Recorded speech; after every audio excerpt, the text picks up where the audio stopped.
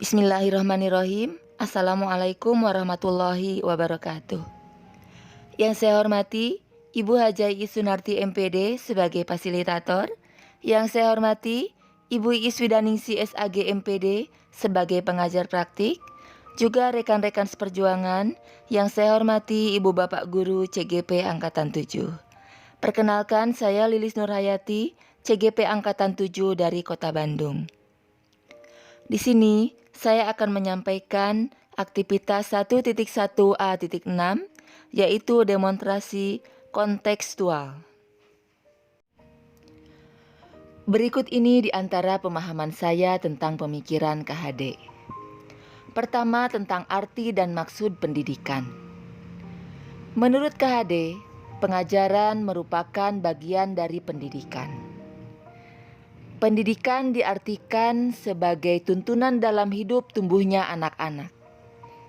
Maksud pendidikan yaitu menuntun segala kodrat yang ada pada anak-anak agar mereka dapat mencapai keselamatan dan kebahagiaan yang setinggi-tingginya, baik sebagai manusia maupun sebagai anggota masyarakat. Pengajaran itu merupakan pendidikan dengan cara memberikan ilmu yang berfaedah buat hidup anak-anak, baik lahir maupun batin. Kedua, KHD menekankan bahwa pendidikan itu hanya suatu tuntunan di dalam hidup tumbuhnya anak-anak kita. Artinya bahwa hidup tumbuhnya anak-anak itu terletak di luar kecakapan atau kehendak kita kaum pendidik. Anak-anak itu sebagai makhluk, manusia, dan benda hidup, sehingga mereka hidup dan tumbuh menuruti kodratnya sendiri.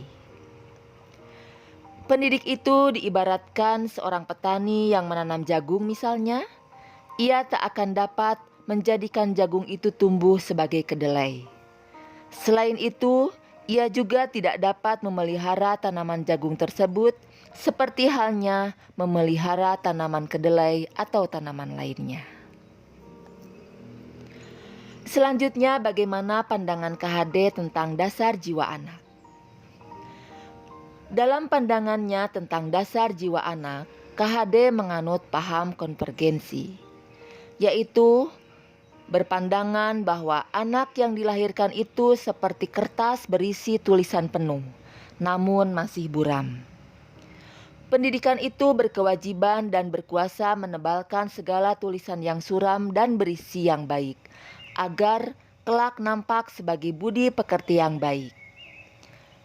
Segala tulisan yang mengandung arti jahat hendaknya dibiarkan agar jangan sampai menjadi tebal bahkan makin suram.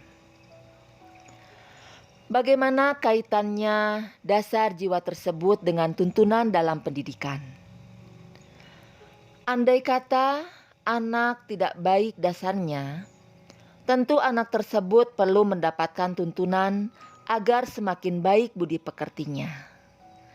Anak yang dasar jiwanya tidak baik dan juga tidak mendapatkan tuntunan pendidikan, tentu akan mudah menjadi orang yang jahat. Anak yang sudah baik dasarnya juga masih memerlukan tuntunan. Tidak saja dengan tuntunan itu ia akan mendapatkan kecerdasan yang lebih tinggi dan luas, akan tetapi dengan adanya tuntunan itu, ia dapat terlepas dari segala macam pengaruh jahat. Tidak sedikit anak-anak yang baik dasarnya, tetapi karena pengaruh-pengaruh keadaan yang buruk, kemudian menjadi orang yang jahat. Keempat, kodrat alam dan kodrat zaman. KHD menjelaskan bahwa dasar pendidikan anak berhubungan dengan kodrat alam dan kodrat zaman. KHD hendak mengingatkan pendidik bahwa pendidikan anak sejatinya menuntut anak mencapai kekuatan kodratnya sesuai dengan alam dan zaman. Mengenai pendidikan dengan perspektif global, KHD mengingatkan bahwa pengaruh dari luar harus tetap disaring dengan tetap mengutamakan kearifan lokal, sosial, budaya Indonesia.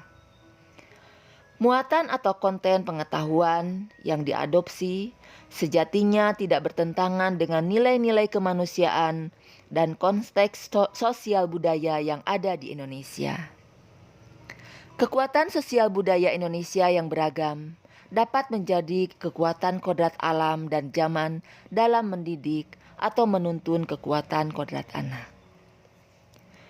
Demikian di antara pemahaman saya tentang pemikiran-pemikiran KHD dalam pendidikan. Mohon maaf atas segala kekurangan. Wassalamualaikum warahmatullahi wabarakatuh.